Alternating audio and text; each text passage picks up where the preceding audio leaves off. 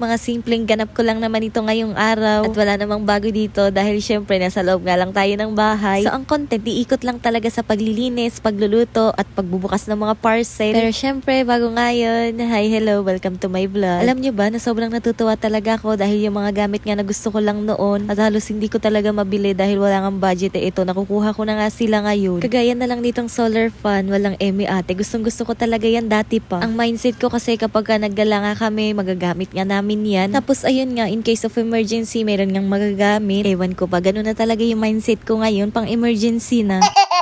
Halos lahat nga ng parcel na dumadating sa akin ngayon, puro mga free sample nga. Kaya laking pasasalamat ko rin talaga sa ganitong ang trabaho. Dahil syempre, hindi mo na kailangan gumastos pa dyan para nga makuha lang yung mga gamit na gusto mo. Pero syempre, in returns, gagawan mo nga yan ng video. O diba, nagkalibreng gamit ka na, pwede ka pang kumita. Kaya naman sa mga nag-iisip dyan na mag-affiliate din ako, wag na kayong mag-isip, gawin nyo na. Alam ko kasi yung iba nga dyan, pinanghihinaan ng loob dahil wala pa nga silang nakukuha na free sample. Normal lang naman talaga yun dahil sa ganyan din naman ako nagsimula. Kumbaga parang ituturing mo nga din siyang negosyo na kailangan mo nga mamuhunan minsan. Tapos sipag at syaga lang din talaga dahil darating naman yung time na ikaw na din yung mag-flex ng mga commission mo. Pero hindi pa nga ako ganun kagaling at kalaking kumita. Kaya naman yung mga ina-advise ko nga sa inyo ngayon, based lang din yan sa mga experience ko. Pag pinasok nyo naman yung pag-affiliate o pagba-vlog, unti-unti matututo din naman kayo. Tapos kayo na din yung magtuturo sa iba. Kayo na rin yung makaka-inspire ng mga nanonood nga sa inyo. Kaya naman kung pinag-iisipan mo pa kung mag-affiliate ka ba o magba-vlog, na i-push mo na yan. Wag na kayo magdalawang isip dahil syempre kung kinaya namin, kakayanin nyo nga din yan. Basta enjoyin nyo lang. Dahil wala naman nagsimula na nag-boom na agad. O siya, ayan, dito na nga tayo sa ginagawa ko dahil halos yung kalahati ng mini vlog ko na to pagbumotivate nga sa inyo. Kaya naman ewan ko na lang talaga kung magdalawang isip pa kayo. Sabi ko nga sa inyo, okay lang ma-inspired, basta wag lang ma-expired. Ala, hindi!